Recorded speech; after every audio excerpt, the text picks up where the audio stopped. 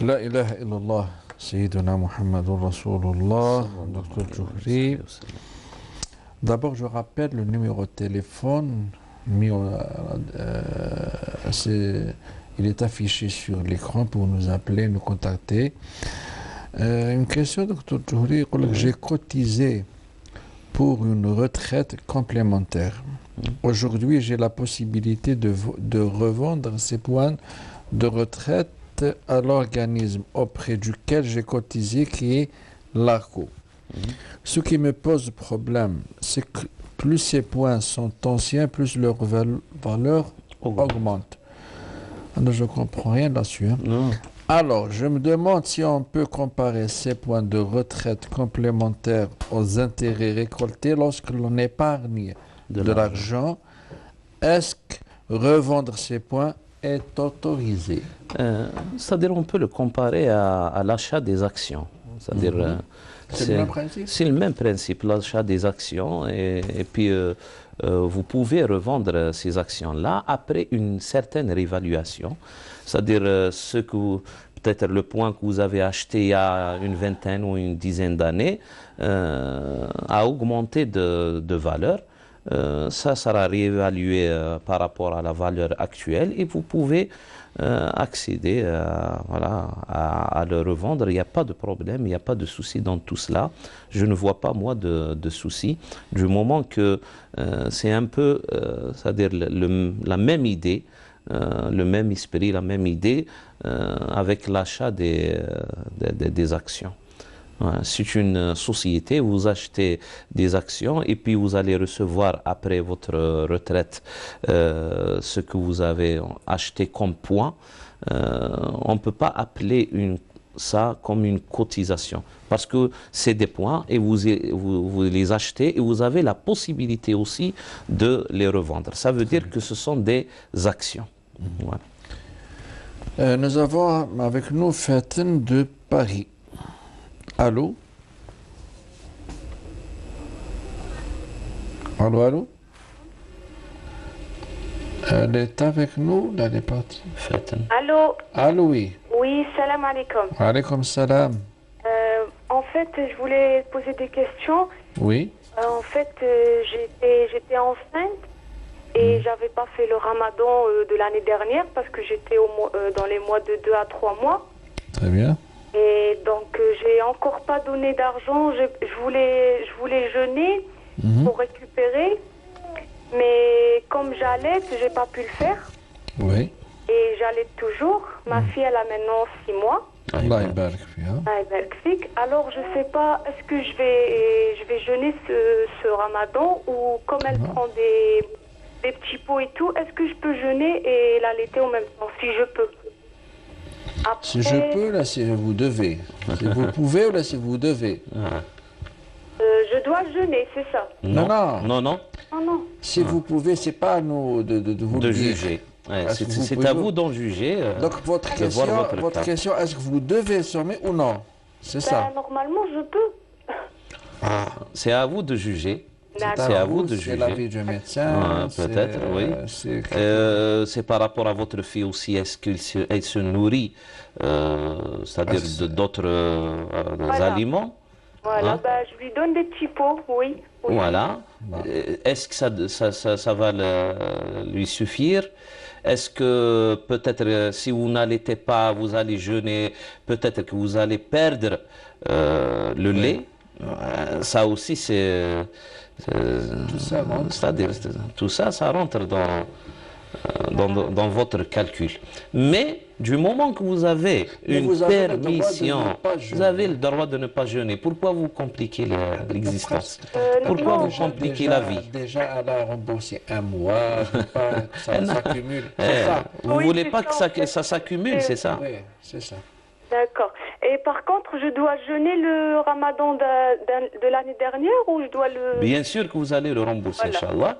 Et vous avez toute la liberté de le rembourser le moment qui vous soit convenable. Voilà, qui vous soit convenable. Même pendant l'hiver, les journées écourtées, etc. C'est permis. Alhamdoulilah, takhfifun min rabbikum wa rahma. Allah, Inch'Allah. Et j'ai une autre question aussi. Oui. En fait, je me suis mariée avec un Français qui s'est reconverti il y a 2 ans et demi. Et il n'a pas fait la circoncision. Et je ne sais pas ce que c'est. Vous êtes marié, معليش مثلا ما قالت Oui, لي depuis votre 2 ans. Non, non, non. Oui. Depuis quel moment que vous êtes marié avec lui? Là, ça fait 1 an que je me suis Très mariée. bien, après sa conversion. Oui. Très bien, oui. Donc, par contre, il n'avait pas fait la circoncision et tout. Donc, il y en a, ils m'ont dit normalement, c'est pas halal, je sais pas. Non, Ah, vous faites des soucis pour cela. non, non, non. La conversion à... Et au début, il voulait, mais après, il avait peur. Donc, Ben, معليش. voilà. Parce que vous vous demandez est-ce qu'elle est obligée de faire cette... Voilà. Non, il n'est pas obligé de Elle la n'est faire. pas obligée, madame. Merci. La conversion à l'islam ne passe pas par un bloc opératoire. Très bien. Elle passe par la conviction d'avoir la foi en la prophétie du prophète sallallahu ta'ala alayhi wa sallam et l'intention de le suivre, c'est-à-dire dans les grandes lignes de l'islam. Et la circoncision ne figure pas dans les grandes lignes, dans les grandes prescriptions, on va dire, de l'islam. Voilà. C'est ça, madame. À cause de mon travail, je ne peux pas faire chaque prière en son temps. J'ai entendu parler qu'il m'est possible, il m'est permis, dans ces circonstances, de rassembler 2 prières avec. Mais je ne sais pas comment faire, je vais demander un peu de détails. Oui, ça peut être une excuse pour rassembler les prières. Et ça se rassemble 2 par 2. Hein. Les prières rassemblables. Voilà, les prières rassemblables. Si vous permettez le mot. Dhuhr et l'Asr ensemble. On peut les accomplir pendant le temps du Dhuhr ou pendant le temps de l'Asr. Apparemment, et lui du début jusqu'à la fin du temps. Logiquement. Pendant la journée. Non, lui est plus, c'est-à-dire facile ou utile. Oui. De rassembler l'Asr et le Dhuhr en temps à Dhuhr, puisque le temps voilà, c'est ça. Dîner. C'est pour déjeuner. Et voilà. Alors vous pouvez procéder ainsi, Inch'Allah, et vous rassemblez, vous faites l'intention, bien sûr, de rassembler ces 2 prières-là, et ça sera, Inch'Allah, permis si c'est-à-dire vous êtes sûr que vous n'allez pas terminer votre travail, ou bien sûr terminer votre travail et faire le parcours jusqu'à chez vous, c'est-à-dire jusqu'à l'écoulement du temps de la prière de l'Asr. Si vous avez en quelque sorte un certain temps, c'est-à-dire le temps maintenant est élargi un petit peu avec les journées qui sont plus longues maintenant, peut-être qu'on peut sortir de son travail et aller chez soi et faire l'Asr, même qu'il reste un petit bout de temps avant le Maghrib, même qu'il reste une vingtaine de minutes, une trentaine de minutes, moins que ça. Le prophète alayhi salam nous a dit man adraka rak'atan min al-'asr qabla an taghrub ash-shamsu faqad adraka al-'asr. C'est-à-dire au moins de coller quelques raka'at comme ça avant le coucher du soleil. Mais si vous avez la certitude que le temps ne va jamais vous suffire pour effectuer l'Asr, alors vous faites cette intention-là et vous la rassemblez avec la prière du Dhuhr. La même chose pour ceux qui... il y en a qui travaillent pendant la nuit aussi. Peut-être ils n'ont pas c'est-à-dire la capacité ou je sais pas, l'éventualité d'effectuer le Maghrib en son temps ou l'Aïcha en son temps. Alors il peut rassembler aussi, cette personne-là peut rassembler les 2 prières, que ce soit au début du temps du Maghrib ou à la fin du temps de l'Aïcha. C'est permis, Inch'Allah. C'est une alternative qu'Allah subhanahu wa ta'ala nous a donnée pour nous alléger un petit peu la tâche. Nous avons, Dr Djouri, au bout du fil, c'est Madame Nadia de Marseille. Allô? Allô? Allô, oui. Salam alaikum. Wa alaikum salam.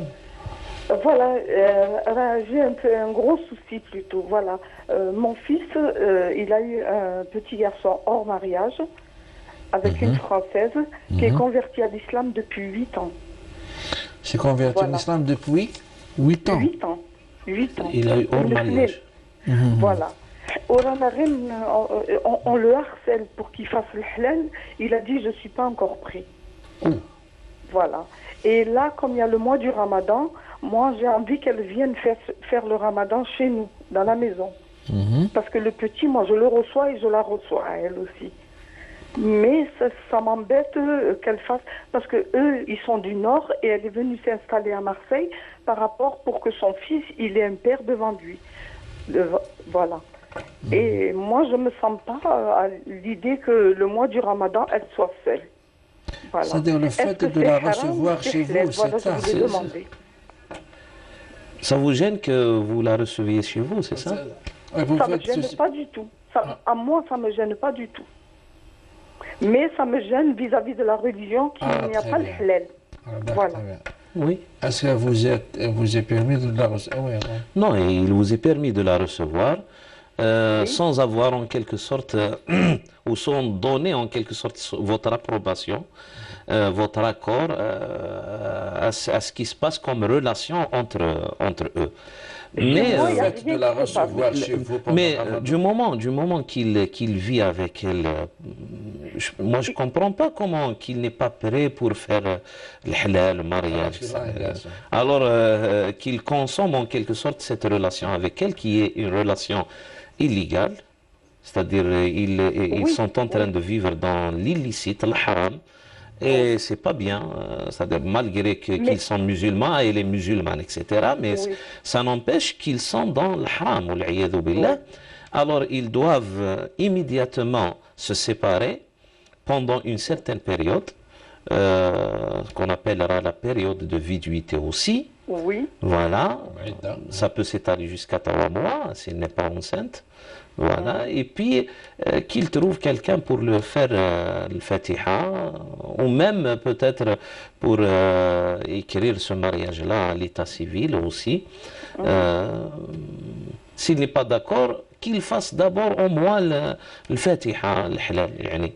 Alors, je le redis, cette manière-là, c'est-à-dire, elle est, Inch'Allah, halal par rapport à une école juridique très très célèbre et connue, l'école Hanafite, c'est-à-dire celui qui a forniqué avec une femme, parce qu'ils sont dans une relation qu'on peut qualifier de hors cadre de mariage, de fornication, zina, etc.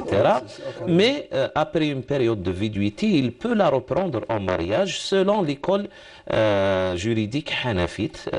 C'est permis. Mais le fait Voilà. de la Oui, mais le fait- excusez-moi. Mais seulement, il ne vit pas avec elle, il vit chez moi. Et elle a sa maison, elle vit chez elle. Mais je la reçois à la maison. Et chez moi, il ne se passe rien. Parce qu'elle elle ne passe pas les nuits chez moi. Moi, je ne consens pas qu'elle passe les nuits chez moi. Oui, vous avez raison. Voilà. Vous avez Moi, raison. Je ne veux pas. Eh ben, vous avez Je ne raison. veux pas. Ben, vous avez raison. C'est-à-dire, Mais- sous votre toit, Sous mon toit, je vous ne n'acceptez veux pas qu'il se pas passe quelque chose qu'il y ait de une haram. relation qualifiée de haram sous votre toit illégal. Vous avez tout le droit. Hein?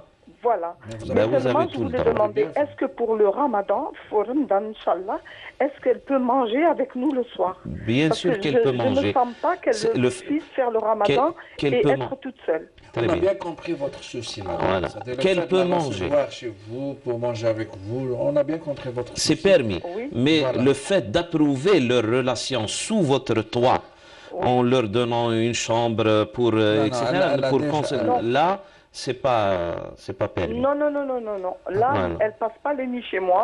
Et quand elle est là, elle est dans la salle à manger avec nous. Très bien. Il n'est Voilà, pas c'est question ça, qu'elle c'est rentre ça. dans la chambre. من Ah, رأى non. منكم منكرا Mais فليغيره c'est بيده quand même, فإن استطاع madame, فبلسانه فإن استطاع il فبقلبه. faut faire tout l'effort pour ramener votre fils à... Tout à fait. Ah, il Ah faut bah faire oui. l'effort, Ah même bah des oui. fois, Il faut même le s'il faut forcer. avoir recours à d'autres personnes. À d'autres imams, personnes. ou Voilà, voilà, il faut faire l'effort dans ce sens. Inch'Allah. D'accord. Ouais, c'est- مرحبا madame, merci. الله يقدرك. Merci. Oui. Le fait de faire des analyses du sang ou de donner du sang, est-ce que ça annule Non, ça n'annule pas. Le fait de donner, hein, voilà, c'est ça. oui, oui. De donner, mais on conseille celui qui donne le sang à ne pas jeûner. Peut-être il aura des complications. C'est au médecin de juger. Hein. Est-ce qu'il peut, après avoir donné 250 millilitres ou je sais pas 400 millilitres de sang, un flacon ou deux, est-ce qu'il peut continuer à observer le jeûne pendant la journée sans avoir des complications? Ça, c'est au médecin d'en juger. Mais le fait, c'est-à-dire d'extraire le sang, ça n'annule pas le jeûne. Ouais. Et si c'est pour une petite quantité, pour faire des analyses comme ça, dans un tube, etc., bien sûr qu'il peut continuer, cette personne-là peut continuer à jeûner et ça ne n'annule pas, ça n'invalide pas le jeûne. Wallahu a'lam.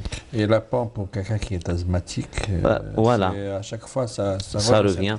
Bon, pour la pompe, pour les asthmatiques, si c'est de l'air seulement, c'est-à-dire c'est de l'air, là, ça n'invalide pas aussi le jeûne. Très bien, voilà. Ça n'annule pas la pompe. Ça n'annule pas. Mais s'il s'agit d'une autre manière qui est, c'est-à-dire qui est liquide, ou l'aérosol, ou je ne sais pas quoi, il faut voir. Il faut détailler. Mais pour la pompe qui est connue par voilà, pour la pompe, la ventoline ou autre chose, ça n'annule pas, Inch'Allah, le jeûne du mois de Ramadan. Très bien. Apparemment, nous arrivons au terme de cette émission. Docteur Djouri. Nous souhaitons un bon Ramadan pour tous les musulmans du monde. Un bon Ramadan pour toute l'équipe technique qui nous... qui font le parcours avec nous, en quelque sorte. Oui, pour toute l'équipe technique, à la tête, il y a Madame Yasmine Wadia et tout, et Hasiba et tout.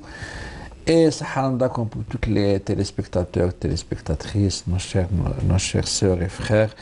إن شاء الله ربي يتقبل منا هذا رمضان ويحيينا إن شاء الله للعيد ويتقبل منا القيام والصيام إن شاء الله وكل المسلمين وجاليتنا في الخارج ربي يقدرهم sont dans des circonstances parfois 17, 18h, 19h parfois même au nord d'Europe c'est 20 heures de carême, 20 heures d'abstinence.